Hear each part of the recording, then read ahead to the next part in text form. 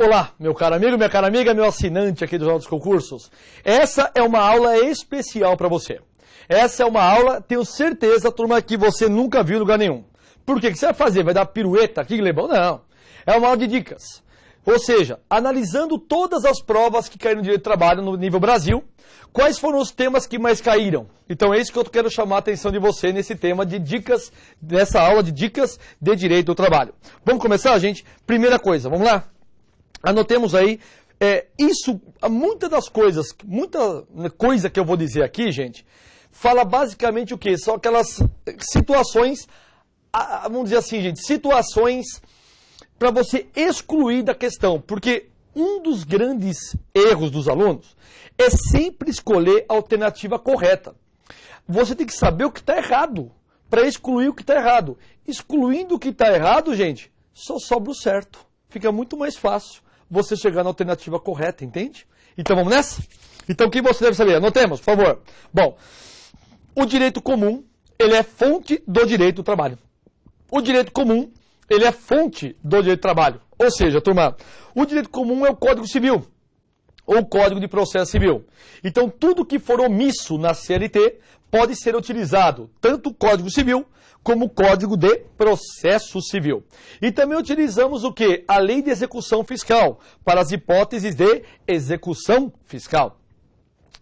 Quando é omisso, obviamente, é execução trabalhista. Outra dica, gente. O juiz, ele deve usar a equidade.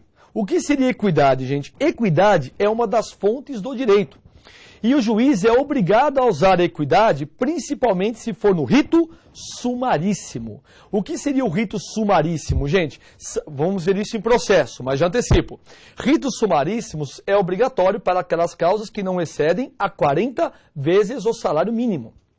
Então, para essas causas, é imprescindível que tenhamos o quê, meus caros amigos? A equidade. E o juiz, ele deve usar a equidade. Gleiber, o que é equidade para eu entender? Equidade, gente, é o bom senso. Equidade é assim. Realmente, esse empregado não tinha registro. Ele fazia hora extra. Mas essa empresa remunerava ele muito bem. Então, o juiz faz o que aqui, gente? Um balanço. Não aplica de forma seca a lei, faz a análise como um todo. Isso é importante. Então, o juiz, no rito sumaríssimo, ele deve usar a equidade. E olha que eu usei o verbo dever. Eu não usei o verbo poder. Tem essa dica também. Vamos lá? Outra dica. O interesse público se sobrepõe ao interesse particular. O interesse público, ele se sobrepõe ao interesse particular. Gente, é muito comum as questões caírem para a gente assim. Não, o interesse particular deve se sobrepor ao interesse público. Falsa. Falsa. O que deve prevalecer sempre é o interesse público. É por isso que no caso, gente, de uma duplicação de uma rua, por exemplo, aquelas casas que estão no lugar da nova pista têm que sair. Mas é minha casa, comprei, está em meu nome, está paga. Mas você é obrigado a sair. E o Estado lhe indeniza naquilo que você paga através do IPTU. Então, se a pessoa paga menos no IPTU, vai receber menos em caso de desapropriação. Ótimo, gente. O parecer do Ministério Público do Trabalho é uma fonte do direito? Resposta, não. Anotemos isso, gente, que o parecer do Ministério Público do Trabalho não é fonte do direito. Não é fonte do direito. O que isto significa, meus caros amigos? Que o parecer do MP não pode ser considerado como fonte. É apenas o quê? É apenas uma situação para auxiliar o juiz em seu julgamento. Mas não é tratado como fonte. Que mais, turma? Importante para você aqui. Não está incluído no rol do artigo 8º da CLT o que, gente? Os acordos e as convenções coletivas de trabalho. Os acordos e as convenções coletivas de trabalho. Então, para nós, não pode ser considerado como fonte do direito nem o acordo e nem a convenção coletiva de trabalho. Turma, agora uma observação importante. Sentença normativa, através de questões recentes, são consideradas fontes do direito do trabalho. São consideradas fontes do direito do trabalho. O que isso significa, gente? Que dentro do direito do trabalho, no artigo 8º não está a sentença normativa, mas por ser imposto por um magistrado, por um juiz, automaticamente é considerado isso como fonte do direito, tudo bem? Como fonte do direito do trabalho. Agora, se cai uma questão assim, nos termos da CLT, a sentença normativa é uma fonte? Resposta, não. Agora, se cair assim, a sentença normativa é uma fonte? Resposta, é. Tudo depende da forma como isso é perguntado a todos nós. Gente, mais alguma dica? Vem cá. OJ número 383. OJ 383, terceirização. Vamos lá. Não haverá, entenda bem isso, não haverá vínculo de emprego do terceirizado com a administração pública. Por quê? Para que exista vínculo com a administração pública, é imprescindível que tenhamos o quê, gente? O concurso público. Por isso você está aqui. Agora, como é que funciona isso, gente? Se porventura, meu caro amigo, caiu uma questão para você dizendo o quê? Se o terceirizado tem vínculo empregatício, resposta, não. Não tem.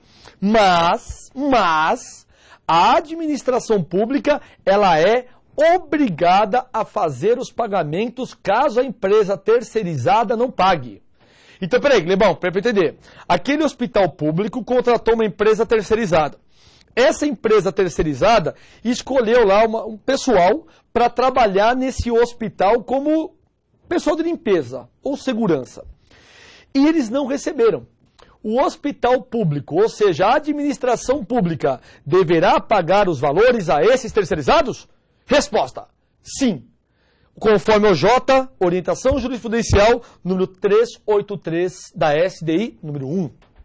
Próxima dica, gente. Próxima dica. OJ 390. A participação dos lucros, ela deve ser paga também em caráter proporcional ao ano que o empregado trabalhou. Tá bom? Já falamos sobre isso, mas eu chamo a atenção de vocês. O que mais é importante aqui, turma? Lembrando, você, meu aluno, minha aluna, que está me assistindo e gostaria de tirar as suas dúvidas, acessem lá meu Facebook, Gleibe Prete 2, tudo bem? Gleibe Prete 2, eu adiciono você como amigo e amiga e você pode mandar as suas perguntas. E lá eu também coloco muito material para você, muita novidade, muita informação sobre direito e processo de trabalho, tá? Gleibe Prete 2, tá bom? Então, por favor, vai lá, viramos amigos, amigas e automaticamente aprendemos juntos direito e processo do trabalho, tá? Turma, anotemos aqui. Insalubridade e periculosidade não deverá ter reflexo no descanso semanal remunerado. Repetindo, gente. Insalubridade, periculosidade não deverá ter reflexo no descanso semanal remunerado. Ou seja, falou em DSR, não se aplica nem insalubre e nem perigoso. Nem insalubre e nem perigoso. A insalubridade ou periculosidade, gente, somente será devido quando? Somente será devido se o empregado estiver em contato com o agente. Se não estiver em contato com o agente, esse valor não será devido. Tá bom? O que mais é importante aqui, turma? Não pode ser descontado no mês anterior as comissões, no mês posterior, as comissões pagas no mês anterior. Então, eu recebi comissões esse mês. Por algum motivo, o cliente não pagou o produto ou serviço que ele comprou. No outro mês, essas comissões podem ser descontadas de mim? Resposta, não. Comissão paga não pode ser descontada no mês posterior. Combinado? Uma vez pago, tem que deixar daquela maneira. Que mais detalhes, gente? Mesmo o empregado recebendo gorjeta, é obrigatório pelo menos um salário mínimo por mês. Então, mesmo o empregado que só recebe gorjeta, ele tem que receber pelo menos um salário mínimo por mês. Quais mais dicas você tem que saber? Vai anotando que isso que eu estou dizendo, gente, pipoca em tudo que é questão para você aí. Tudo bem? Então, vamos lá, anotemos isso. Caberá ação anulatória contra cláusulas que prejudicam a saúde. Porque nós temos algumas cláusulas, turma, em convenção ou acordos coletivos, e essas cláusulas prejudicam a saúde. do empregado. Então, cabe ação anulatória com qual objetivo, gente? De anular essas cláusulas que impõem a esses empregados situações ruins ou situações contrárias à sua saúde. Que mais importante, Glebão? Despesas com a higiene, porque tem empresa, turma, que paga valores ao empregado para efeito de higiene. Tudo bem? Principalmente aqueles empregados que trabalham e moram nas dependências da empresa. Despesas de higiene não terão natureza salarial. Despesas de higiene não terão natureza, o que, gente? Salarial. Isso é importante que todos vocês saibam também. Outra coisa. Gleibão, eu trabalho em local insalubre. Eu posso fazer hora extra? Pode, desde que tenha autorização do Ministério do Trabalho e Emprego. As horas extras em atividade insalubre ou perigoso somente serão devidas se porventura a gente tiverem autorização expressa do Ministério do Trabalho e Emprego. Se não tiver, não pode fazer hora extra. Cleibão, que legal, hein? Posso falar mais dicas para vocês? Vamos, Cleibão, nós estamos com sede de informação. Então lá vai. Teletrabalho, artigo 6º da CLT. O que é o teletrabalho? Ah, que beleza! Contrato você e você pode trabalhar na sua casa e mandar o trabalho para o meu e-mail. E muitas vezes a gente nem se conhece pessoalmente. E como é que a gente faz as reuniões, Glebão? Pode ser uma videoconferência, como essa que eu estou fazendo com vocês hoje. Hoje o computador mais simples que tem câmera. E se não tiver câmera, a gente acopla uma câmera e está tudo certo. Então, gente, como é que funciona isso?